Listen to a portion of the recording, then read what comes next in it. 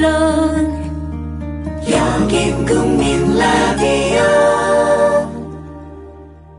나란히 가지 않아도 우리는 하나. 세상은 힘들게 해도 우리는 조합원. 우리는 하나. 회식 후에 고고. 안전하게 고고. 집에 갈 땐 고고. 회식 후에 안전하게 집에 갈 땐 고고 대리운전. 말로 거는 대리운전. 고고 대리운전. 1636 누르고 고고 대리운전. 네네, 고고 대리운전입니다. 이젠 누르지 말고 말로 걸자고요. 말로 거는 대리운전, 고고 대리운전. 엄마, 소나돼지는 안 돼요. 말하는 전화 문의는 1636 누르고 말하는 전화라고 말해주세요. 고고 대리운전 수익금의 일부는 국민TV에 후원됩니다. 뭐 드시겠습니까? 잠깐만요. 야, 10월달에 신촌에서 뭐 재밌는 거 한다며. 그 개쩐다는 페스티벌. 맞아요. 페스티벌 3. 2014 페스티벌 3. 그게 뭡니까? 뮤지션들 18팀이 펼치는 뮤직 페스티벌. 언제? 어디서? 10월 25일 토요일. 신촌 연세로 차 없는 거리에서 오후 2시부터 하루 종일. 노래만 하는 거야? 아니요. 거리 퍼포먼스랑 만화가들의 캐리커처 아트마켓도 열린대요. 가만히 있지 않겠다는 사람들 다 모여. 제목이 뭐라고요? 2014 페스티벌 3. 많이 놀러오세요. 주문번호, 상담번호 어떻게 알리지? 또 그 광고비는 걱정 마세요. 번호를 따로 알릴 필요 없이 말로 거는 1636 말하는 전화면 해결됩니다. 외우기 힘든 번호 대신 1636 누르고 상호명을 말하면 바로 연결됩니다. 우와, 이렇게 간단할 수가. 신청하려면 어떻게 해야죠? 네, 1636 누르고 말하는 전화라고 하시면 상담원이 연결됩니다. 이제 번호 누르지 말고 말로 거세요. 1636 말하는 전화. 나이 들면서 몸에 좋다는 거 하나씩은 드시죠? 저는 새싹당 콩차를 얼마 전부터 먹습니다. 바로 두 가지 성분 때문인데요. 그건 바로 새싹당 콩에 들어있는 다량의 레스베라트롤과 아스파라긴산입니다. 레스베라트롤은 심장질환 예방, 세포 노화 방지, 각종 암의 개시, 촉진, 진행, 전 단계를 차단하는 화학적 암 예방 효능이 있음이 세계의 석학에 의해 네이처지와 사이언스지에 게재됐죠. 그리고 아스파라긴산이 콩나물에 10배 가까이 들어있어 술자리 좋아하는 제겐 필수 보충 성분이기 때문입니다. 두 가지 성분 때문일까요? 새싹당 콩차를 마신 뒤부터 술 먹은 다음날 숙취, 붓기가 훨씬 덜하고 불편했던 몸이 훨씬 편해졌습니다. 그리고 저만의 부작용인지 아침에 그게 우뚝 그리고 중요한 건 맛도 좋습니다. 속상한 일 많은 요즘 이런 때일수록 몸 생각하셔야죠. 술꾼에겐 필수, 속상한 당신의 몸엔 새싹당 콩차. 구입문의 070-8635-1288 070-8635-1288 홈페이지는 한글전창걸.com으로 찾아오세요.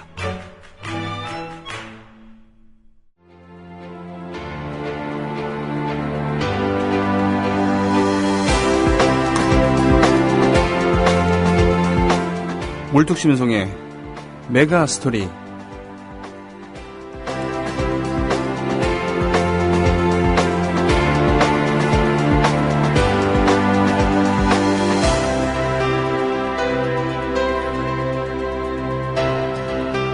메가, 기가, 나노 뭐 이런 단위는 원래는 없었던 건데 사람들이 만들어낸 것이죠.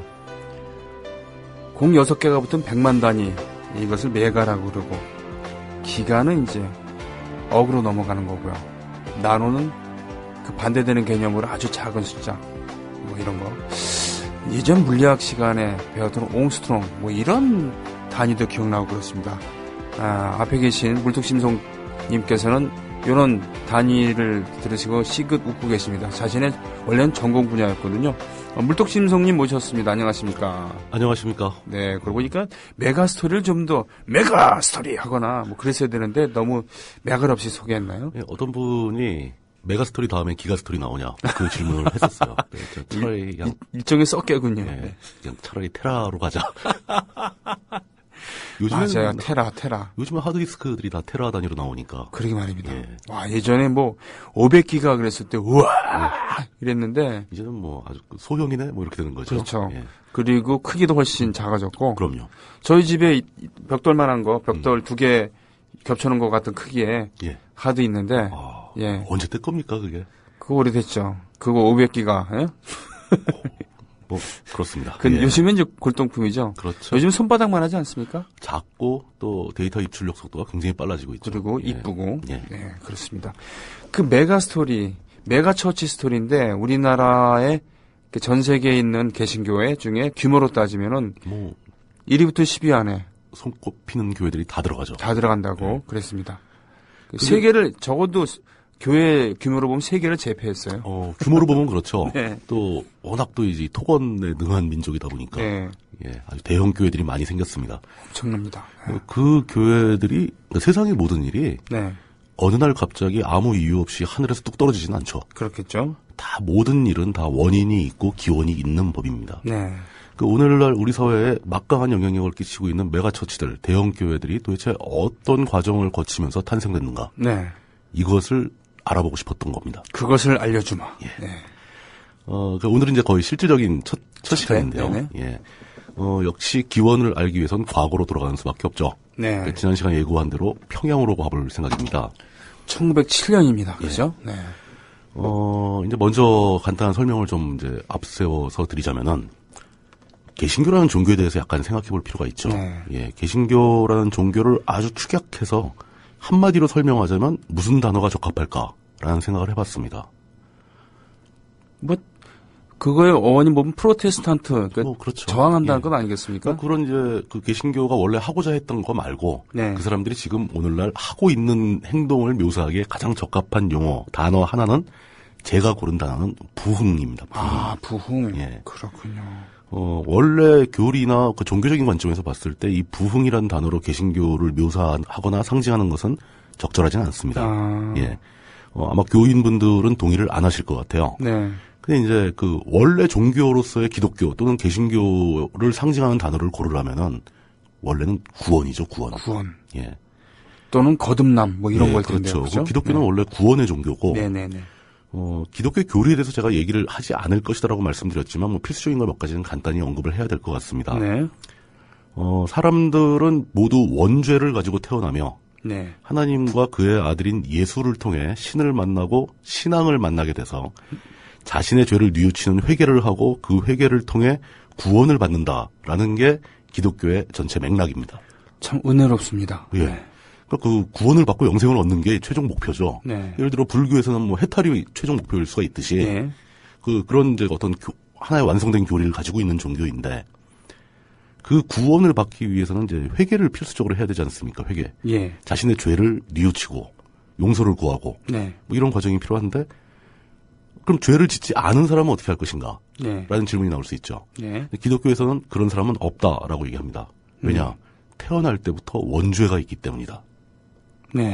이 원죄라는 개념이 참 중요하지만 그 납득하기가 좀 어렵습니다. 일반인들이 보기에는.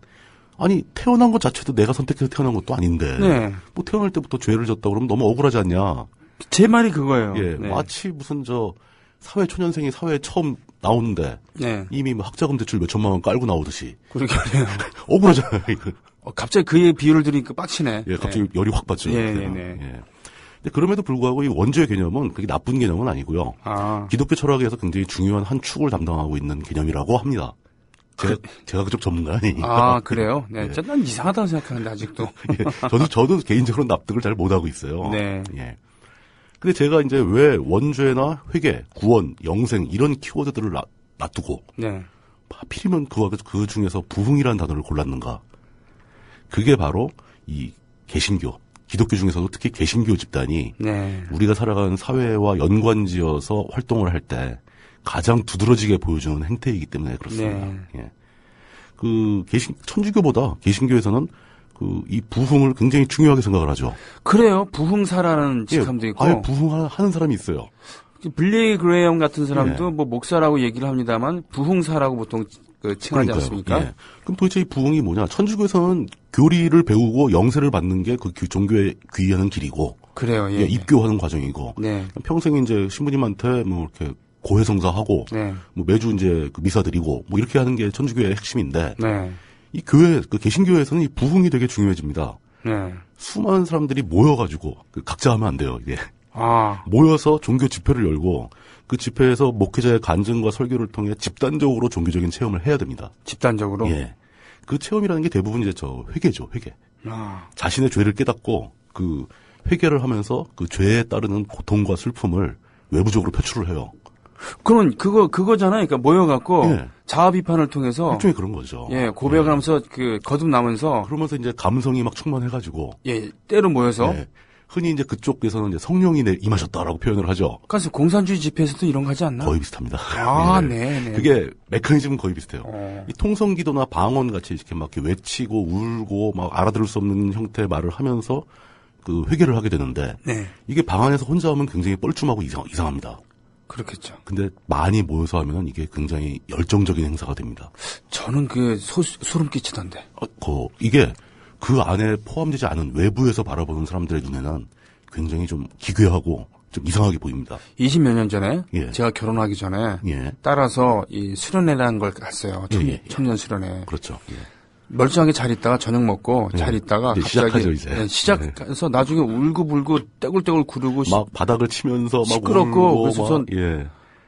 전 그래서 당황한 게 아니라 예. 몹시 너무너무 뭐라 그러나 패닉 상태에 빠져갖고 예.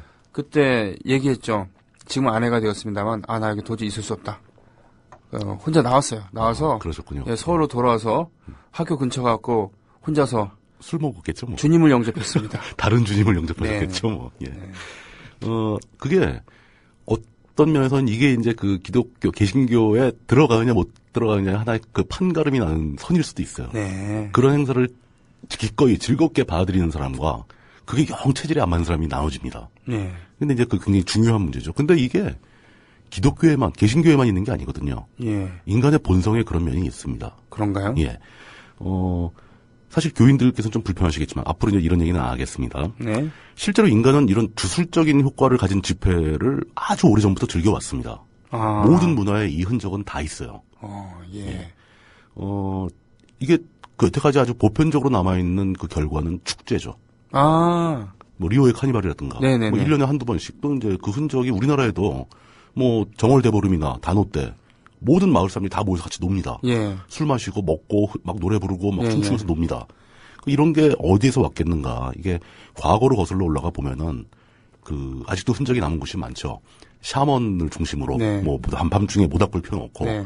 그 주변을 돌면서 일정한 박자에 맞춰서 춤을 추고 노래를 부르고 그러면서 이제 어떤 그 약간 하이한 상태로 가는 거죠. 예. 그러니까 이게 개인적으로 체험을 해보면은 굉장히 영적인 체험으로 느껴집니다. 하긴 예. 뭐 길게 갈 것도 없이요. 대한민국 외치면서 비슷한 거죠. 예. 그러니까 이제 그게 축제의 한 형태인데 네. 모든 사람이 모여서 일제히 뭐 같은 행동을 한다거나 네. 이거는 사람한테 굉장히 감성적인 충격을 줍니다. 제가 예. 1학년 1학기 때는 대학 1학년 1학기 때는 그걸 못 느꼈는데 예. 1학년 2학기가 되자마자 효창운동장 가갖고는 상대방 학교랑 응원 연습하고 막 이렇게 축구를 하러 갔는 축구하는 거에 이제 응원하러 갔는데 그쵸? 막 이렇게 하다가 나중에 딱 이겼어요.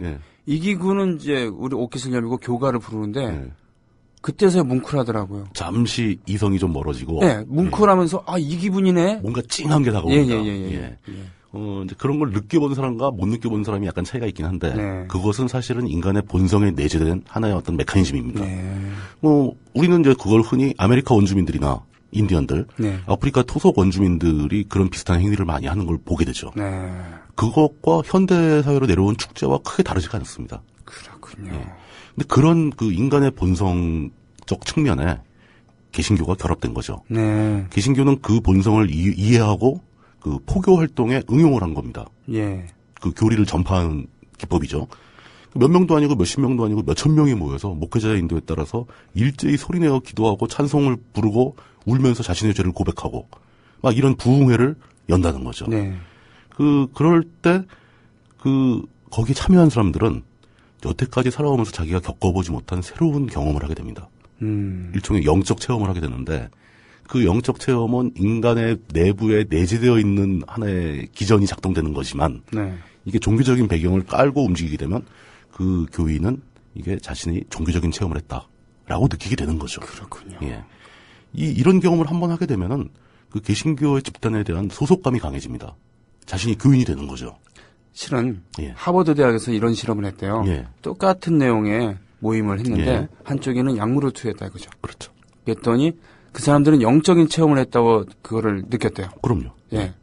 그랬대요, 정말. 실제로 과거에도 원주민들도 효과가 있는 약물을 이용합니다. 아. 그래서 아주 보편적인 건 술이고, 술 말고도 약간 흥분시키는 약물, 무슨 나무 뿌리라든가, 특별한 열매라든가, 이런 걸 이용해서 약간 반쯤 환각 상태로 가면서 그런 체험을 공유하게 되는 거죠. 지금 부두교도 그런 거 지금 계속 하고 있지 않습니까? 거의 유사하죠. 그쪽은 좀 더 기괴한 쪽으로 발전한 거고, 부두교도 기본 메이저 부두교는 굉장히 그 양순하고 좀 문화적인 행사를 해요. 이제 완전히 뭐 흑마술 같은 주술적인 것만 우리한테 알려서 그렇지. 부두교도 나름대로 괜찮은 종교일 수가 있습니다. 그렇군요. 문화적인 배경이 있어요. 그렇게 됐을 때 개인적으로는 이게 참신한 경험이라고 느끼게 되면서 자신의 가치관과 사고관이 일순간에 바뀔 수도 있어요. 그러니까 자신이 기존에 알아왔던 세계관을 버리고 기독교가 제시하는, 개신교가 제시하는 새로운 세계관으로 교체를 할 수 있게 된다는 거죠. 그렇게 되면은 자신은 뭔가 새로 태어난 것 같은 느낌이 듭니다. 아, 거듭남을 느끼게 되는 거죠. 그러면서 점점 이제 이 물리적으로, 생체적으로도 막 이렇게 소리 지르고 울고 한바탕 그러고 나면 굉장히 기분이 좋아집니다. 카타르시스죠. 리프레시가 되는 거죠. 카타르시스가 될 수도 있고, 뭐, 그러니까 성적인 경험하고도 유사한 거죠. 오르가즘하고도 맥이 통합니다. 뭔가 개운한 느낌? 개운한 느낌. 만족스럽고. 이런 식으로 비유하면 종교에 대한 신성모독이 될 수도 있는데. 아니요, 성스러운 얘기를 성스러운 얘기로 얘기하는 건데요. 저는 인간의 본질에 대해서 얘기하고 있는 거니까. 그럼요. 그렇게 이해해 주시기 바랍니다. 그러니까 결국 이런 개인들에게 이런 특이한 체험을 제공하면서 종교의 교리를 전파하는 점에 있어서는 개신교가 가장 잘한다. 그리고 그 과정을 한마디로 표현하자면 부흥이다. 부흥회를 통해서 이런 일이 벌어진다. 그렇기 때문에 개신교에서는 집단적으로 부흥을 하는 그 부흥회를 굉장히 중요시하고 그 규모가 커지면 대부흥회가 되죠. 그 대부흥회 중에서도 대한민국의 개신교가 전파될 당시에는 조선이었죠. 조선의 개신교가 전파된 이래 가장 크고 놀라운 기세로 열렸던 부흥회가 바로 1907년 평양의 장대현 교회라는 데서 시작된 그 평양 대부흥 사건입니다. 1907년은 을사늑약에 의해서 정미7조약을 통해서 통감부가 설치가 됩니다. 그렇죠. 그래서 실질적으로 10년에는 합방선언을 했습니다만 공식 체결이 되는 그렇지만 거고. 이미 7년에 이제 통감부 초대 통감을 이토 히로부미가 부임하면서 1907년 이미 그 조선은 거의 주권을 상실한 상태라고 볼 수 있죠. 이 평양 대부흥 이전과 이후의 조선의 개신교는 완전히 달라집니다. 이게 어느 정도냐면 이제 특히 그 평양을 중심으로 하는 서북 지역에서의 개신교의 교세가 그러니까 기존에는 아주 작은 그러니까 몇몇 빨리 받아들인 사람들이 소수가 믿는 그런 아직 시작되지 않은 종교라고 볼 수 있었는데 이 사건을 거치면서 개신교는 사회적 위세를 갖게 됩니다. 그 정도로 충분히 많은 숫자의 신도가 생겼다는 얘기죠. 그렇군요. 그렇게 만든 게 바로 이 평양 대부흥의 결과고 그렇기 때문에 교단 내부에서도 1907년 평양 대부흥 사건은 한국 개신교 역사에서 가장 중요한 의미를 가지고 있다. 그러면서 굉장히 멋지게 잘 설명을 합니다. 제가 다녔던 교회에서도 이 부분 아주 자랑스럽게 자랑스럽죠. 여기고, 자랑스럽게 여기고 있습니다. 이것 때문에 심지어는 그 1907년 평양 대부흥이 조선 평양 땅에 있었던 것에 대해서 하나님께 감사를 드려야 되고 우리 민족이 선택받았다는 증거로 생각하기도 합니다. 그렇게 말씀을 하셨어요, 목사님이. 그런데 제가 궁금한 것은 하느님이 왜 하필 우리 조선을 선택하셨는가 뭐 이런 게 아니라 당시의 사회의 실정이 어땠길래 이런 일이 가능했겠는가. 이게 물론 이제 신학적으로 종교적으로 접근하면은 뭐 신의 역사라고 볼 수 있겠지만 저는 사회적인 관점에서 보고 싶은 거죠. 이게 사회적인 그 어떤 논리의 흐름이 없이 이런 일이 발생하는 것은 불가능합니다. 개신교 역시 하나의 종교이면서 사회적으로 보면 사상이거든요. 세상을 바라보는 관점이고 세계관의 하나입니다. 한 사람이 자신의 인생을 살아가면서 지표로 삼을 수 있는 기준 중에 하나가 되는 거죠. 그렇죠. 그런데 그런 기준은 이미 그 개신교가 들어오기 전에 조선 땅에 수많은 사람들이 공유하는 기준이 있었거든요. 그럼요. 유교도 있었고. 유교적 질서가 대부분이었죠. 그게 왜 가치관이 이렇게 교체가 됐는가. 사회적으로 의미 있는 숫자가. 이게 문제인 거죠. 보통 우리가 아주 이제 뭐 고등학교 때 수업 시간에도 많이 나오는데 중핵적인 가치관이라는 말이 있지 않습니까? 중핵적인 가치관. 예, 어떤 시점에 어떤 사회를 이루고 있는 가장 주류의 가치관을 말하는 거죠. 네. 그 중핵적인 가치관이 실제로 안정적이고 탄탄하게 유지되고 있다면은 그 사회에는 새로운 사상이나 가치관이 들어가기 되게 힘들어지죠. 그렇죠. 이슬람 국가로 잘 살고 있는데 거기에 기독교 선교라 가면은 사단이 나죠. 난리 나는 거죠. 그리고 굉장히 변방의 종교로 이제 밀리게 되는 거죠. 네. 그런데 후기 조선에서는 왜 이런 일이 벌어졌는가? 네. 후기 조선이 아마 매우 안정된 사회였다면 천주교나 개신교가 조선 땅에 이렇게 빨리 자리 잡지 못했겠죠. 네. 실제로 천주교는 굉장히 일찍 들어왔음에도 불구하고 꽤 오랜 시간이 걸려서야 자리 잡게 됩니다. 순교도 많이 했고요. 그렇죠. 네. 근데 그 구한말 천주교가 서학이라는 이름으로 지식인들 사이에 전파가 되기 시작하는데 특히 정약용 형제 네. 이런 사람들이 나오죠. 개신교는 미국 선교사들을 중심으로 그 서북 만주 쪽을 통해서 들어오게 됩니다. 아, 북쪽을 통해서 예, 북쪽을 통해서 들어오게 됩니다. 네. 근데 그 시점에서 결국 양쪽 천주교, 개신교, 구교, 신교 모두 그렇게 큰 성과를 올리지 못하고 있었어요. 네.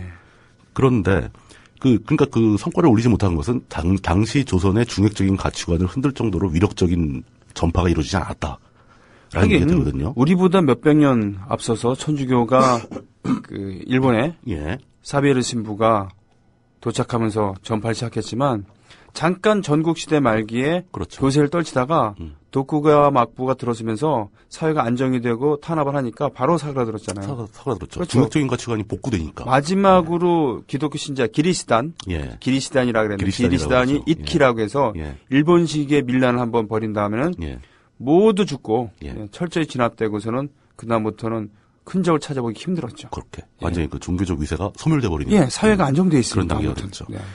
당시 조선의 중핵적인 가치관이라면 역시 그 유교적 사회 질서를 말할 수 있을 겁니다. 네.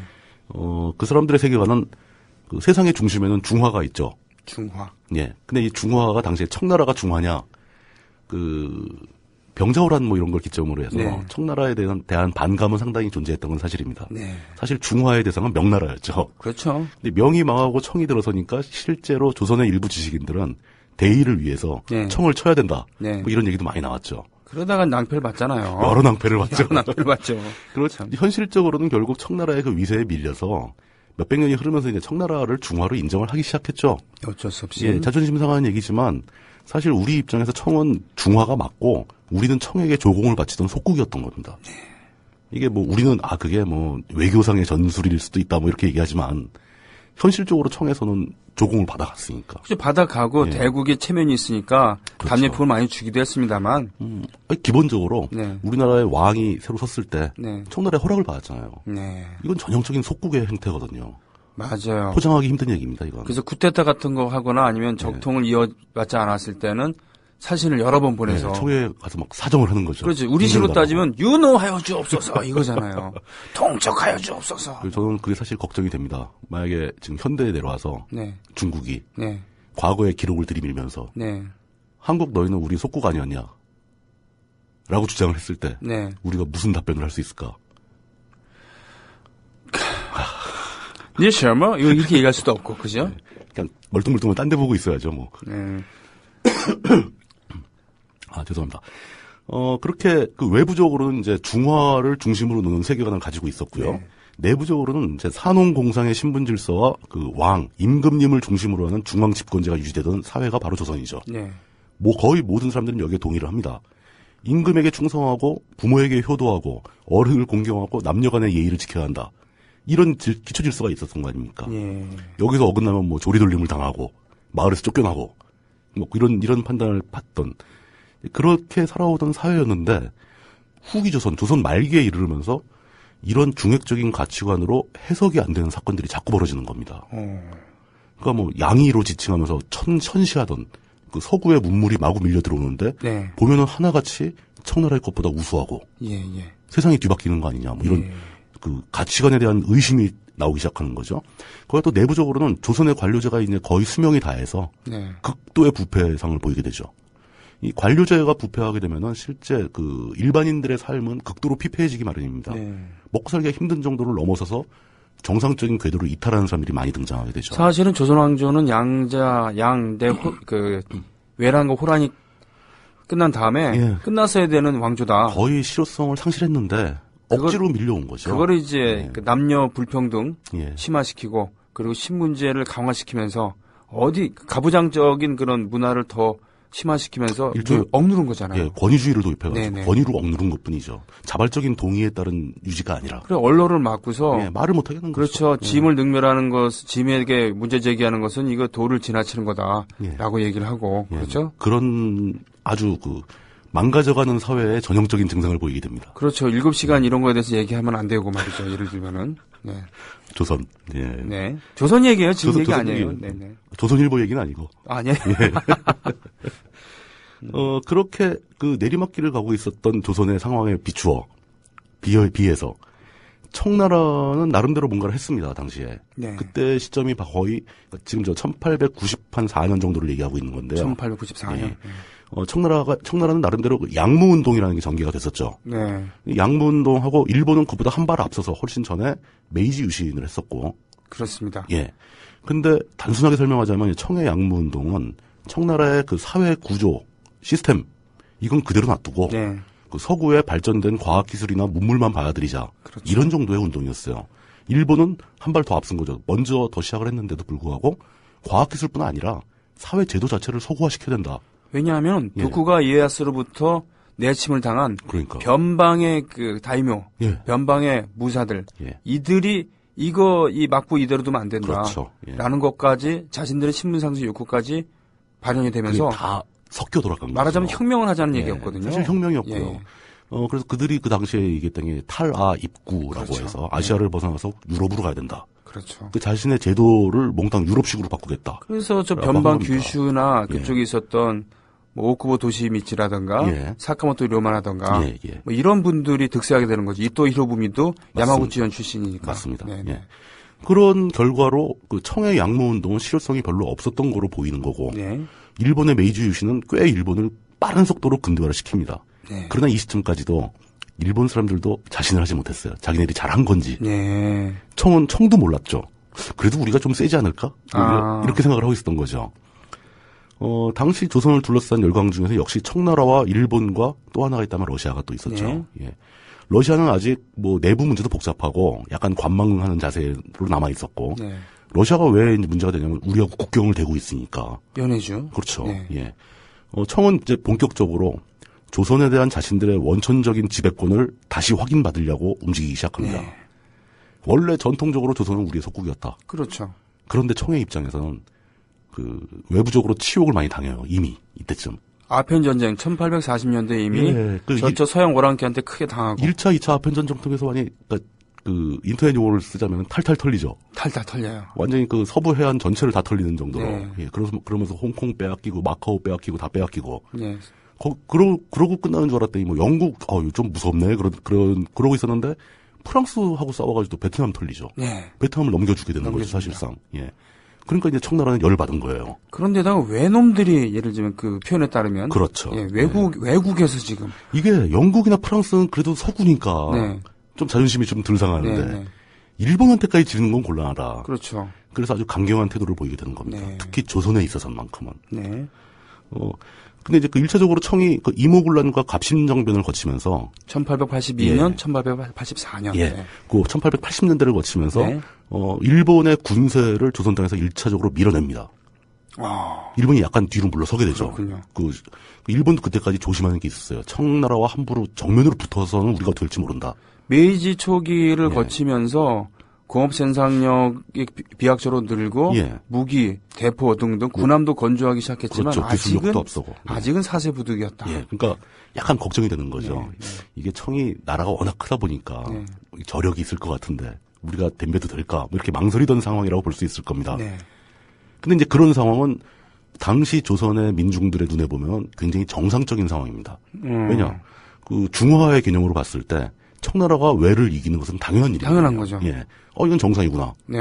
이렇게 됩니다. 질서가 그대로 유지되고 있구나. 그렇죠. 질서가 유지되고 있다. 기존의 세계관이 문제가 없다라고 생각을 했었는데 반대로 이제 내부적인 문제로 인해서 우리가 갖고 있던 중핵적인 가치관으로 우리 사회를 더 이상 유지할 수 없을 것 같다라는 자각을 하는 사람들이 등장하게 되죠. 그 사람들이 바로 1894년에 벌어진 동학입니다. 이게 원래 시작은 탐관오리들의 문제 때문에 이제 생활고 때문에 시작한 거잖아요. 그렇죠. 그렇지만 이 사람들은 그 새로운 동학 사상을 전파를 하기 시작합니다. 그렇지. 이미 동학혁명 이전에 몇십 년 전부터 그 사상의 기초는 나오기 시작했죠. 그렇죠. 수은 최재우, 해월 최시영 법통이 이어졌습니다만. 맞습니다. 예.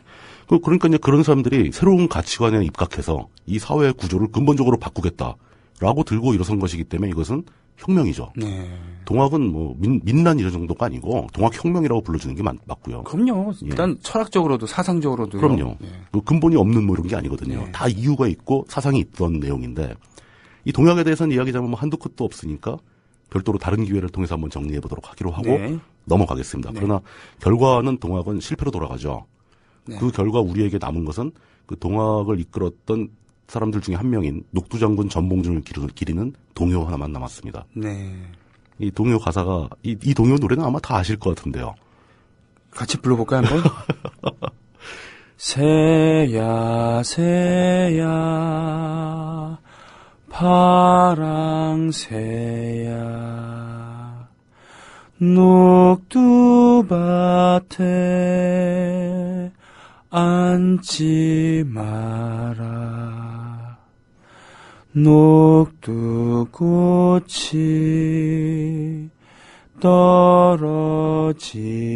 떨어지면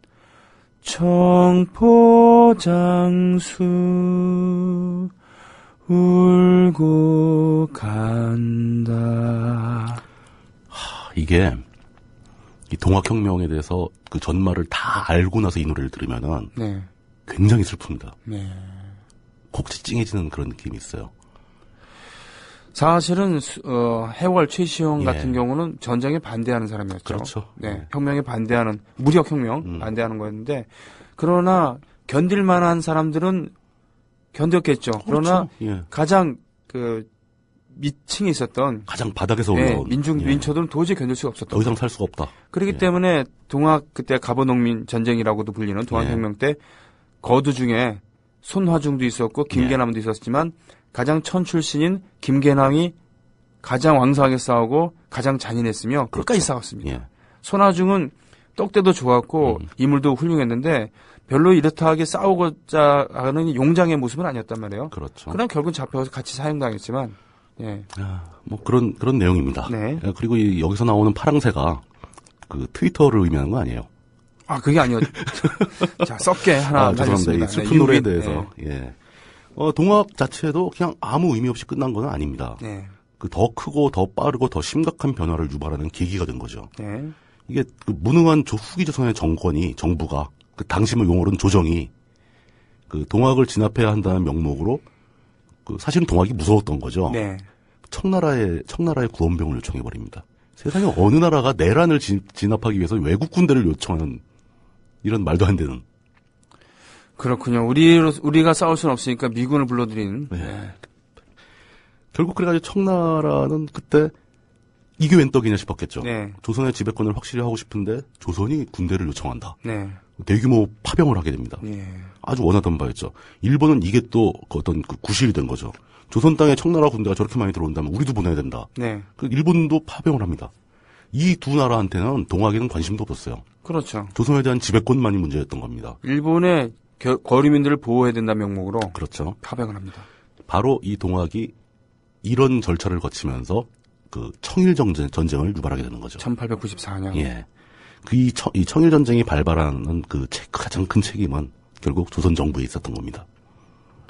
명성황후라고 불렸던 그 민비라고 불렀던 그 세력이겠죠.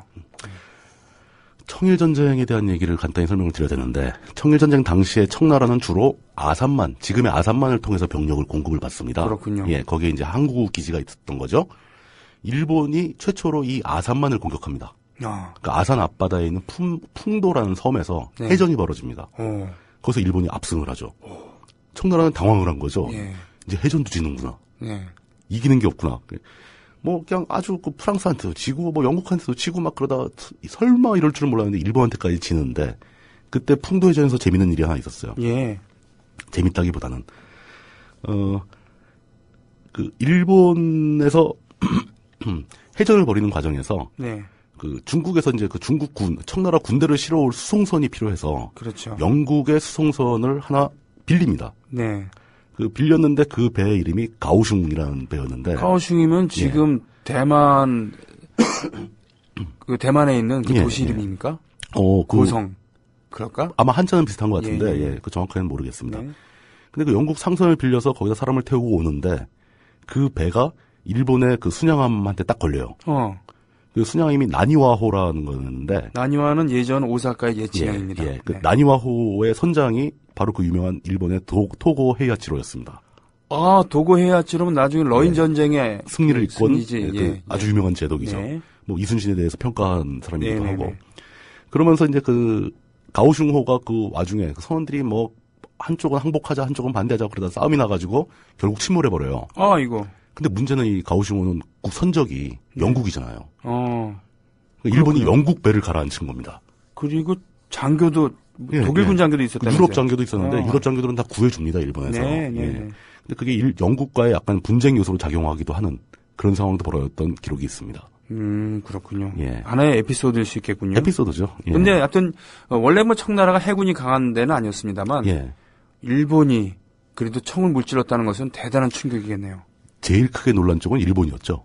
야, 우리가 이겼네? 이렇게 되는 거죠. 당나라를.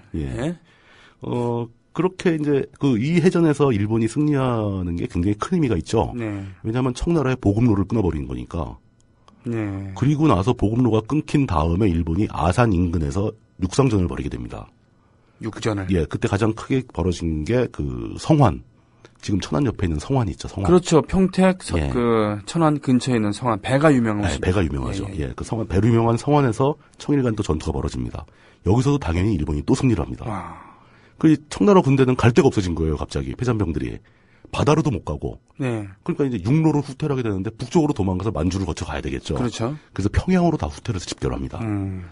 그 평양에 그 패잔병들이 청해 군대들이 다 집결을 하게 되고 조선 내에 주둔하고 있던 실제로 이 해전 같은 게 1894년 7월 달에 벌어졌고 8월 1일 날 정식으로 양국 간의 전쟁이 선포되고 그 잔류한 청군들이 평양에 집결한 다음에 일본은 추격을 하게 되는 거죠. 그래서 평양을 공격한 날짜가 9월 15일입니다.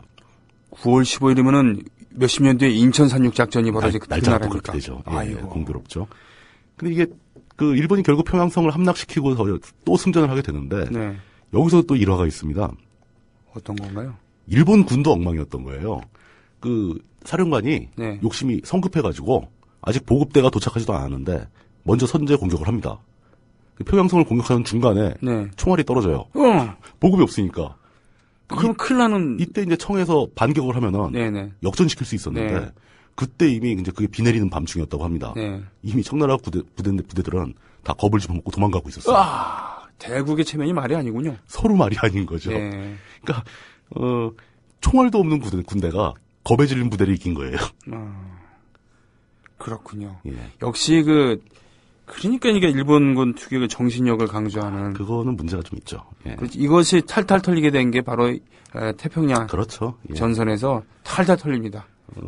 뭐 일본 만화에서 아주 재밌는 명장면이 하나 있는데 뭐 대화혼으로 뭐 정신력으로 뭐 어찌해야 된다는 그 사령관한테 다른 장교가 머리에 총을 딱 겨누고 당신의 그 대화혼으로 이 총알을 빗나가게 한번 해보라고.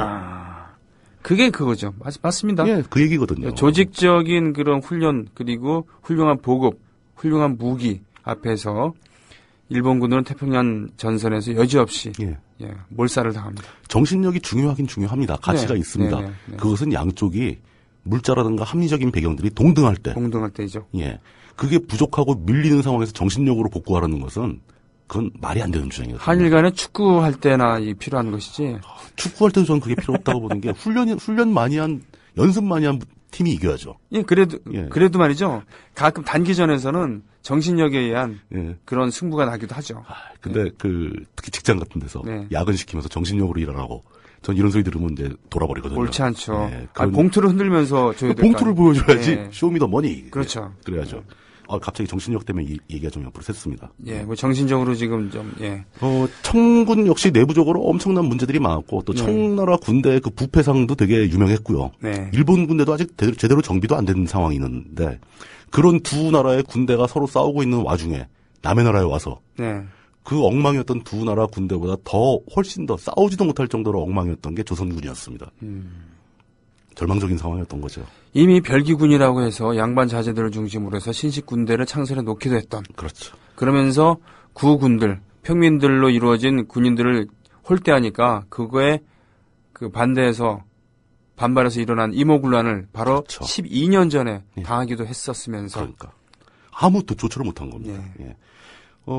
이렇게 청일전쟁은 이제 그 평양을 거쳐서 압록강 주변으로 건너가서 만주까지 밀려가면서 일본이 연전연승을 하는 상황이 됩니다. 우와. 그래서 뭐 그 압록강 주변에서도 해전이 한 번 있었고, 그 만주 여순항도 이제 보급을 위해 일본군이 장악해버렸고, 그죠. 우리나라 남부에 있는 여수 뭐 순천 이쪽이 아니고 만주에 있는 여순항이라고 있습니다. 밀순 그 감옥에서 나중에 안중근 그렇죠. 의사께서 돌아가시잖아요. 이렇게 되자 청나라는 사실 굉장히 충격을 받죠. 양무운동 정도로 뭔가 해결되는 게 아니구나. 문제가 심각하다. 그러면서 이 청일전쟁의 패배로 인해서 청의 지식인들 사이에서는 각성이 약간 벌어집니다. 그러면서 변법 자강운동이라든가 신해혁명으로까지 이어지게 되는 거죠. 변법 자강, 캉유웨이의 변법 자강운동, 그렇죠. 그리고 손문의 신해혁명. 신해혁명까지 이게 이제 그 이어지는 하나의 계기가 된 거고요. 일본은 이제 자신감이 생겼습니다. 여태까지 자기네들이 해온 일들이 실제로 어느 정도인지 자기네들도 몰랐는데 청나라하고 한번 붙어보니까 우리가 생각보다 세구나. 메이지 유신 이후 30년 만에 처음으로 이룬 쾌거입니다. 그러면서 제국주의 일본을 건설하는데 모든 국민이 더 박차를 가하게 되고 서구 열광들과 어깨를 나란히 하고 제국주의 경쟁에 뛰어드는 계기로 작용을 하죠. 일본 역사상 최초죠. 그리고 나서 바로 이어지는 러일 전쟁에서 승리까지 끌어내게 됩니다. 그렇습니다. 근데 제일 중요한 조선의 반응은 심각했죠. 중핵적인 가치관이 근본적으로 흔들리기 시작한 겁니다. 세상의 중심이자 중화, 유일하게 조선이 조공을 바치는 아버지의 나라, 황제의 나라인데 그런 청이 속수무책으로 못 당하고 도망가는 꼴을 보게 된 거죠. 세상이 왜 이렇게 됐을까? 충격이겠네요. 충격이죠. 가치관이 붕괴하는 상황이 온 겁니다. 사랑채에서 글을 읽거나 또 제사를 지내거나 또 집안의 모든 대소사를 관장하면서 무소불위의 권력을 휘두르던 아버지가 사실 알고 보니까 허당이 왔다. 이렇게 되는 거죠. 남쪽에서는 또 동학이 일어나서 관해 부패에 저항하다가 일본군의 총칼에 또 밀려 쓰러지게 되고 그것도 정신력의 실패죠. 그러니까 부적을 이마에 붙이고 뛰어가면은 총알이 다 비켜간다 했는데 웬걸 게틀링 기관총이 있죠. 그렇죠. 이게 손잡이 돌리는 기관총에서 우금치 전투에서 몰살을 당합니다. 그야말로 도륙을 당하게 되죠. 도륙을 당하죠. 그렇게 사람들이 혼란에 빠지면서 특히 청일전쟁의 핵심 전쟁터였던 평양을 중심으로 한 서북 지역에서는 그 일반인들이 거의 패닉에 가까운 혼란에 빠지게 됩니다. 실제로 봤으니까. 눈앞에서 봤고 또 실제로 그 전쟁터가 됐을 때 얼마나 심하게 약탈과 유린을 당했겠느냐. 집도 빼앗기고 집도 망가지고 농지도 잃어버리고 방랑하는 난민들이 발생했고 이 사람들은 완전히 공황 상태에 빠지는 거죠. 조선 조정도 못 믿겠고 청나라도 못 믿겠고 일본 놈들도 못 믿겠고. 청나라는 뭐 옛날 명나라 때도 그랬지만 그렇죠. 조선 땅에 오면은 감나라, 배추나라 그것도 물론이고 약탈 그건 당연한 얘기죠. 그때 이제 우리가 대국적인 전쟁에서 역사를 보니까 이렇게 단순하게 청일 전쟁이 벌어져서 청나라가 지고 일본이 이겼다라고 얘기지만 그 밑에 깔려 있는 수도 없이 많은 사람들의 헛된 피, 그 고통, 그건 상상하기 힘들죠. 그런 고통을 직접 당했던 사람들의 입장에선 진짜 세상에 기댈 곳이 하나도 없는 막막한 상황에 놓이게 됐다는 거죠. 더군다나 거기는 그 영남 세력과는 달리 전통적으로 소외돼 있었고 맞습니다. 그만큼 유교적인 질서나 이런 것이 확실한 것도 아니었어요. 허무주의에 빠질 수도 있는 거고 이 세상은 이렇게 망하는 건가 보다라고 생각할 수도 있고 삶의 연속성이 파괴되고 생존의 안전성이 보장되지 않습니다. 중립적인 가치관은 사라졌고 새로운 가치관은 돌아오지 않았고 그런 단계의 아노미 상태에서 진짜 그야말로 이 난민들이 갈 곳이 없었던 겁니다. 거기에 대안으로 등장한 게 바로 미국에서 들어온 선교사들에 의해 보급되고 있던 개신교였던 거죠. 그렇군요. 그 사람들이 하는 얘기를 들어보니까 하나님을 믿으면 영생을 얻는다. 전혀 새로운 얘기죠. 기존에 일찍이 들어본 적이 없습니다. 사서삼경에 나오지 않는 얘기거든요. 황제를 믿거나 주상전하를 믿는 게 아니라 하나님이라는 게 있는데 그걸 믿으면 영생을 얻는데 그리고 이 모든 끔찍한 내가 당하고 있는 불행하고 힘들고 고통스러운 끔찍한 현실은 내가 태어날 때부터 가지고 있었던 원죄와 태어난 이후에 내가 저지른 소소한 잘못들이 모여서 하나님께서 나한테 주신 시련이다. 나만의 잘못은 아니지만 또 그렇죠. 내 잘못이기도 하다. 네. 대신에 그 모든 죄악들을 회개하고 용서받고 기도하면은 모든 게 용서되고 구원을 받을 수 있고 영생을 얻게 된다. 대신 모여서 해야 된다. 방법이 주어진 겁니다. 네, 길이 주어지고. 네. 현실적으로도 청일전쟁을 해서 완전히 주거의 근거를 잃어버리고 떠돌던 난민들한테 네. 그러니까 그 대피소죠, 쉘터. 거기 가면은 먹을 걸 주고 잠자리를 제공했습니다. 선교사들이 세운 작은 교회들이. 그렇죠. 예. 거기에 엄청난 사람들이 몰려들게 되거든요. 생명을 유지해야 되니까 먹을 네. 것도 없고. 그렇게 실제로 이 사람들이 나한테 먹을 것과 잠자리를 제공하고 목숨을 살려주는데 그 사람들이 하는 얘기는 더 멋지게 들리는 거죠. 네. 그렇게 보이니까 이게 말 그대로 구원의 손길이었던 거죠, 그 사람들에게는. 네. 그럼 거기 매료되지 않을 수가 없는 겁니다. 그러게 말이에요. 네. 일단은 먹을 거 주고 재워준다는데. 네. 거기다가 그렇게 딱 왔더니 이제 그 부흥회라는 집회 같은 걸 하는데. 네. 거기서 이렇게 막 울면서 자기 살아온 과정을 다 반성하고 죄를 사함을 받고 그러고 보니까 진짜 새 사람이 된 것 같고. 네. 야, 기독교라는 게 대단하구나. 라는 생각이 보편적으로 퍼져나가기 시작한 거죠. 네. 그 소문이 퍼져나가니까 이게 사실은 물질 반 사상 반입니다. 물질 반 사상 반. 저 진짜 참신하고 새로운 가치관을 알려주는데 그 사람들이 먹을 것도 준다. 네. 이렇게 되는 거죠. 그렇겠군요. 그 결과로 벌어진 것이 바로 원산 대부흥을 필두로 여기저기를 퍼져나가기 시작하면서 평양 대부흥에서 집대성되는 거죠. 네. 이게 신의 역사로 볼 수 있습니다. 하느님의 뜻이 조선에서 이루어진 거로 볼 수도 있겠죠. 예. 그런 종교적인 해석은 종교인들께서 하시면 되고요. 실제로 개신교에서 뭐 이렇게 아주 이걸 대단하게 생각하는 거, 그거 저도 이해합니다. 그러나 사회적인 관점에서 보자면은 말기 조선 사회가 침몰하면서 이 중핵적인 가치관이 붕괴되고 현실적인 삶이 피폐해지면서 발생한 백성들이 겪었던 고통들을 피할 수 있는 그들에게 주어진 거의 유일한 길이었다. 예. 그 공허한 빈자리가 발생한 시점에 하필 그 장소에 미국인 선교사들이 개신교라는 새로운 가치관을 들고 온 겁니다. 그렇군요. 예. 이 신의 은총이나 뭐 이런 신의 선택이나 이런 것을 그러니까 기독교인들은 그렇게 설명하지만 사회적으로는 이렇게 설명할 수 있다는 얘기군요. 그렇죠. 네. 어떤 분들은 이걸 신의 뜻이라고, 하나님의 뜻이라고, 우리 민족을 더 강하게 만들기 위해서 시련을 주신 것이라고. 지금 적십자 총재요? 그분도 있고, 네. 높은 자리 가실 뻔한 분도 계시고, 문창극. 예, 하여튼, 예. 이런 분들 말이죠. 예. 이런 분들은 정말, 울고 있는 사람한테, 예. 뺨 때린 거 아니겠습니까, 진짜? 네가 우는 것은, 네가 슬픈 것은 네가 그럴만하니까 울고 슬픈 거야. 그런 거죠. 네가 잘못해갖고는 벌 받는 거야. 아이들이 잘못했는데 막 아이들 두들겨 패면서. 네. 내가 지금 널 때리는 건 다 너 잘 되라고 하는 것이다. 사랑하는 거기 때문이야. 이러면서. 라고 얘기하는 폭력 부모들의 구차한 변명과 똑같은 거죠. 네. 어쨌든 간에 조선사회는 그 수많은 사람들에게 안정과 믿을 수 있는 가치관을 제공하는데 실패했고. 네. 그 빈자리를 미국인 선교사들이 들고 들어온 개신교라는 하나의 새로운, 물론 종교이지만 하나의 새로운 사상이, 또 그리고 그들이 들고 들어온 물질이, 네. 그 수많은 사람들에게 아주 급속도로 전파되기 시작했다. 그래서 수도 없이 많은 사람들이 부흥회에 모여들었고, 네. 그것을 보고 심지어 그 선교사 본인들도 놀라고, 예. 이건 신의 은총이다. 감동을 먹고, 세계에서 가장 큰 부흥의 역사였다. 이렇게 평가를 하고.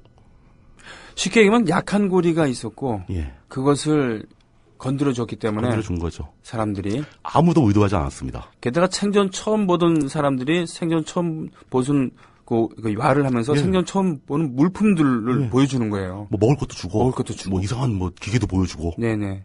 저 사람들은 신기한 사람들인데. 그렇죠. 그 사람들은 뭔가 우리가 모르는 것을 알고 있을 것 같은데. 네. 그 사람들이 하는 말을 들어보니까 맞더라.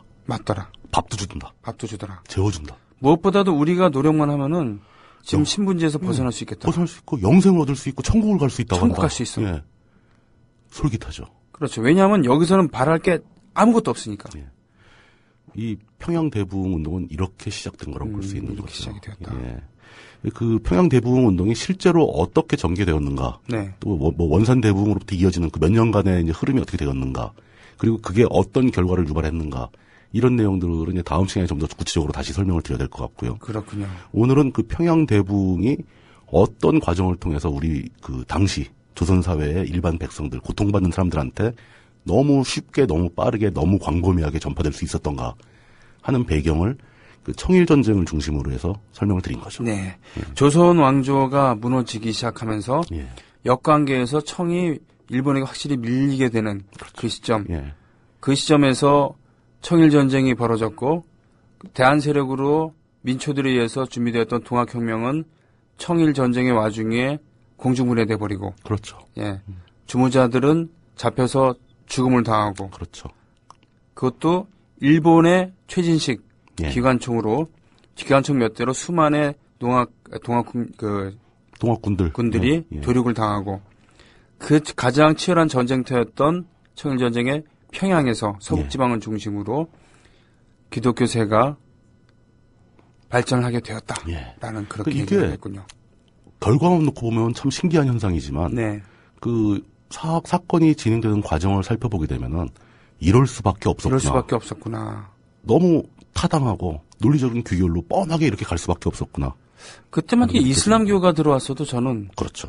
왜냐면 거기도 하느님을 얘기하고 예, 거의 비슷하니까. 그리고 그 믿음은 모두 형제가 되거든요. 거기서는.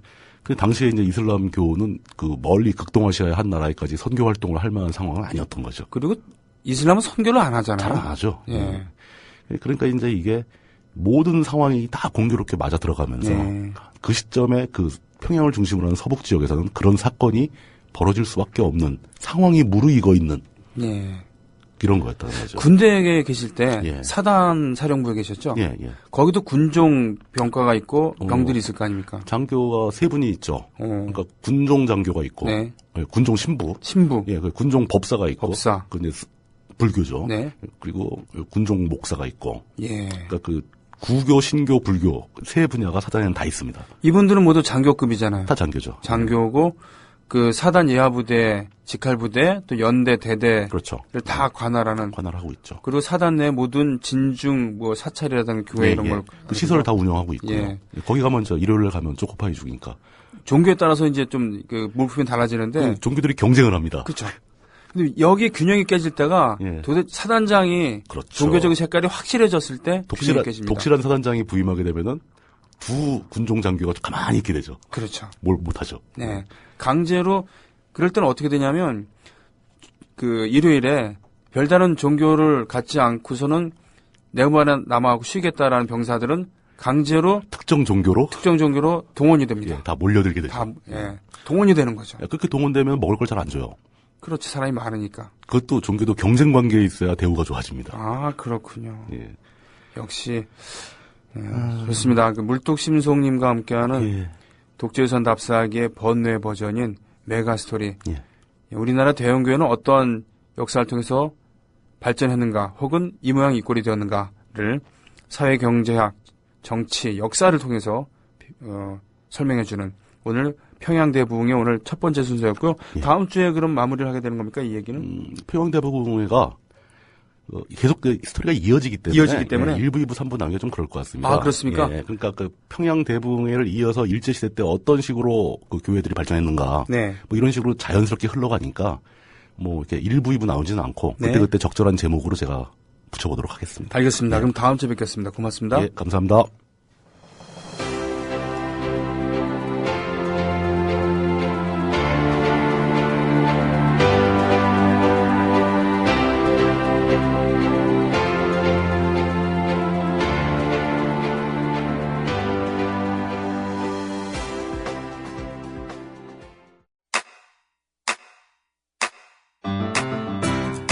국민 라디오 지지하는 4가지 방법 아시나요? 다운로드하기, 별점 주기, 댓글 달기, 구독하기. 국민 라디오를 보다 많은 이들에게 전할 수 있는 가장 손쉬운 방법. 다운로드하기, 별점 주기, 댓글 달기, 구독하기. 잊지 마세요. 다운로드하기, 별점 주기, 댓글 달기, 구독하기.